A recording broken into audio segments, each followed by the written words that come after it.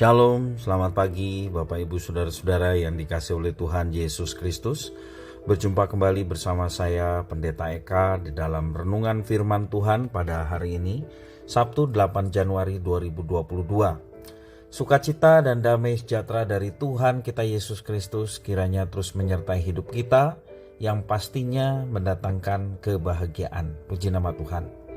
Pembacaan kita hari ini masuk pada Mazmur yang ke-6. Kiranya firman yang kita baca sungguh memberkati kita sekalian. Kita akan merenungkan bagian dari pasal yang kita baca hari ini. Sebelumnya kita berdoa bersama. Tuhan Bapa di surga yang kami puja sembah di dalam Yesus Kristus, mengucap syukur untuk hari yang baru Tuhan percayakan pada kami, untuk kehidupan, untuk gereja Tuhan, juga untuk keluarga yang mengasihi kami, dan kami boleh menyatakan kasih kami kepada mereka dan sesama kami. Biarlah hidup kami boleh terus mengalami cinta kasih Tuhan, sehingga kami pun boleh menyatakan cinta kasih Tuhan itu dalam kehidupan kami setiap hari. Terima kasih Tuhan, kesempatan pada saat ini kembali kami dapat belajar firman Tuhan. Engkau yang mampukan untuk kami dapat memahami apa yang Kau maksudkan. Kau juga menolong untuk kami dapat terapkan dalam hidup kami setiap hari. Terpujilah namamu Bapa, demi nama Tuhan Yesus Kristus, kami sudah berdoa dan bersyukur. Haleluya. Amin. Mazmur 6. Untuk pemimpin biduan dengan permainan kecapi menurut lagu yang ke-8. Mazmur Daud. Ya Tuhan, janganlah menghukum aku dalam murka-Mu, dan janganlah menghajar aku dalam kepanasan amarah-Mu. Kasihanilah aku Tuhan, sebab aku merana. Sembuhkanlah aku Tuhan, sebab tulang-tulangku gemetar, dan jiwaku pun sangat terkejut. Tetapi Engkau, Tuhan, berapa lama lagi? Kembalilah pula, Tuhan, luputkanlah jiwaku, selamatkanlah aku oleh karena kasih setia-Mu. Sebab di dalam maut tidaklah orang ingat kepadamu. Siapakah yang akan bersyukur kepadamu di dalam dunia orang mati? Lesu aku karena mengeluh. Setiap malam aku mengenangi tempat tidurku. Dengan air mataku aku membanjiri ranjangku. Mataku mengidap karena sakit hati. Rabun karena semua lawanku. Menjauhlah daripadaku, kamu sekalian yang melakukan kejahatan. Sebab Tuhan telah mendengar tangisku. Tuhan telah mendengar permohonanku. Tuhan menerima doaku. Semua musuhku mendapat malu dan sangat terkejut. Mereka mundur dan mendapat malu dalam sekejap mata. Bapak Ibu Saudara-saudara, itulah Mazmur Daud. Pergumulan sering membuat kita merana. Juga seringkali membuat orang menjadi lemah. Ada ketakutan, kekhawatiran, dan membuat orang menjadi seperti tidak berdaya. Bahkan terkadang kita mempertanyakan mengapa sepertinya Tuhan diam saja.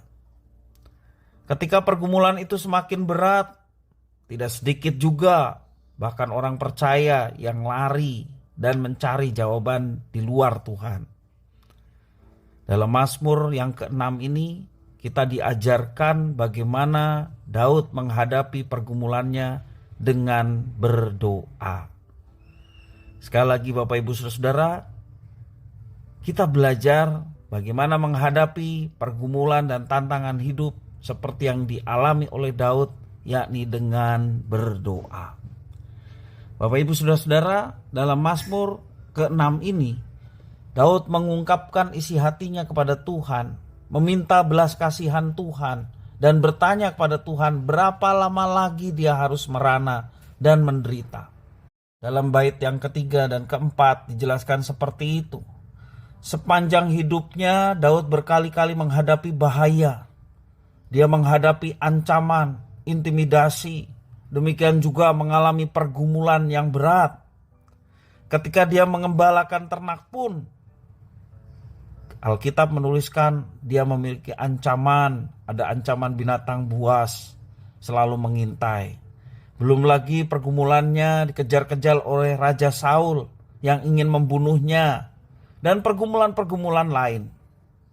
Setiap malam dia meratap dan mengenangi tempat tidurnya dengan air mata, menggambarkan bagaimana dia begitu banyak beban dalam hidupnya. Dia harus menangis segala tantangan dan ancaman yang dihadapinya. Dia menangis di hadapan Tuhan, ya, sampai ada istilah tempat tidurnya digenangi oleh air, ya. Tuhan pada akhirnya meluputkan dan menyelamatkan dia dari bahaya maut yang mengancamnya.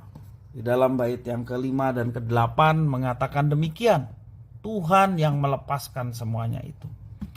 Nah, Bapak Ibu Saudara-saudara, dari pergumulan Daud yang dia serahkan kepada Tuhan dalam doa, kita mau belajar bagaimana ketika kita menghadapi hal yang sama.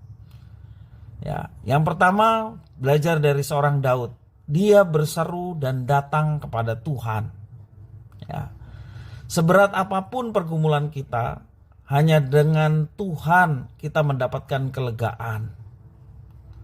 1 Korintus 10 ayat yang 13 mengatakan, pencobaan-pencobaan yang kamu alami ialah pencobaan-pencobaan biasa yang tidak melebihi kekuatan manusia.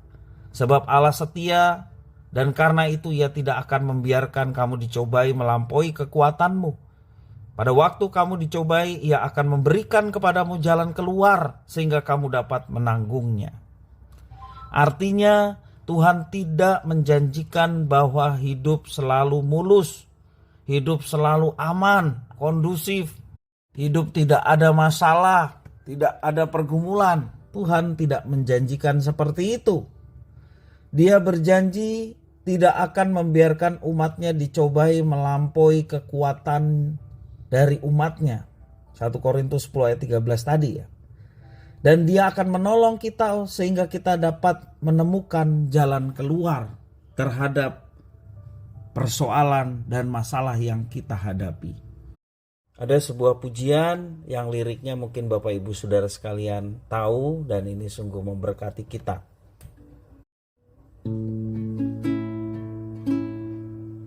Tuhan tak pernah janji langit selalu biru, tetapi Dia berjanji selalu menyertai.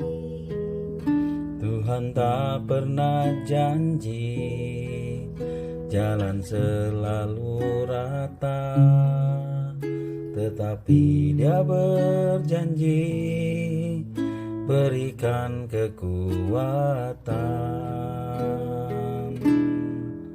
Jangan pernah menyerah, Jangan berputus asa. Mujizat Tuhan ada saat hati menyembah. jangan pernah menyerah, jangan berputus asa. Mujizat Tuhan ada bagi yang setia dan percaya. Ya, demikian lagu ini memberikan satu penjelasan yang menguatkan hati kita bahwa Tuhan tidak pernah berjanji langit itu selalu biru, artinya selalu enak-enak saja, ya. Juga jalan itu selalu rata, nggak pernah ada gelombangnya. Yang dia janji adalah Dia memberikan kekuatan, Dia menyertai, Dia menolong sehingga kita dapat menanggungnya. Itulah yang dialami oleh Daud, ya. Daud mendapatkan kekuatan, pertolongan dari Tuhan ketika dia menghadapi persoalan dalam hidup. Nah, Bapak Ibu Saudara-saudara, yang kedua, Daud merendahkan diri dan meminta belas kasihan dan pengampunan dari Tuhan. Di dalam bait 2 dan 3 juga yang kelima, inilah doa Daud. Ya Tuhan, janganlah menghukum aku dalam murka-Mu, dan janganlah mengajar aku dalam kepanasan amarah-Mu. Kasihanilah aku Tuhan, sebab aku merana. Sembuhkanlah aku Tuhan, sebab tulang-tulangku gemetar. Kembalilah pula Tuhan, luputkanlah jiwaku. Selamatkanlah aku oleh karena kasih setiamu. pergumulan dan pencobaan dapat mengarahkan kita untuk mengevaluasi diri, membentuk diri menjadi lebih baik, dan menuntun kita lebih bergantung kepada Tuhan. Jadi itu sesungguhnya yang Tuhan inginkan ketika kita menghadapi tantangan dan persoalan hidup. Kita berserah kepada Tuhan dan semuanya itu membentuk kita untuk menjadi pribadi yang kuat, lebih baik karena kita bergantung pada Tuhan. Dan yang ketiga, kita belajar dari Daud. Tak kala dia menghadapi persoalan dalam hidup, dia berdoa kepada Tuhan dan mengatakan percaya penuh kepada pertolongan Tuhan. Pada akhirnya doa Daud mendapatkan kelegaan dan keyakinan akan pertolongan Tuhan, dan ini memberinya kekuatan. Dalam bait yang ke-8-11 mengatakan demikian, mataku mengidap karena sakit hati, rabun karena semua lawanku. Menjauhlah daripadaku kamu sekalian yang melakukan kejahatan, sebab Tuhan telah mendengar tangisku. Tuhan telah mendengar permohonanku. Tuhan menerima doaku. Semua musuhku mendapat malu dan sangat terkejut. Mereka mundur dan mendapat malu dalam sekejap mata. Bapak Ibu Saudara-saudara yang dikasihi Tuhan, masalah pasti akan terus ada selama kita masih ada di dunia ini. Hadapilah masalah dan pergumulan bersama dengan Tuhan. Andalkanlah Tuhan, maka kita akan kuat, kita diberikan keyakinan yang teguh, ya, optimis. Kita juga diberikan semangat untuk menjalaninya. Kita akan dimampukan oleh Tuhan dan kita akan mengalami kemenangan atas setiap pergumulan yang sedang kita hadapi. Kiranya firman ini memberkati kita sekalian. Mari kita berdoa. Tuhan Allah Bapa di surga, sungguh kami bersyukur dan berterima kasih kepada Tuhan yang terus memelihara hidup kami atas firman Tuhan yang boleh kami baca dan renungkan. Mampukan kami Tuhan, khususnya tak kala kami menghadapi persoalan hidup, untuk bergantung hanya kepada Tuhan. Menyerahkan hidup kami kepada Tuhan. Maka kami boleh mendapatkan kekuatan untuk kami dapat menanggungnya bersama dengan Engkau. Dan kami diberikan kemenangan, keberhasilan. Karena kami menjadi orang-orang yang kuat. Tak kala kami bersandar, berharap kepada Tuhan. Terima kasih Tuhan, inilah doa ucapan syukur kami atas firman Tuhan. Demi nama Tuhan Yesus Kristus kami berdoa. Haleluya. Amin.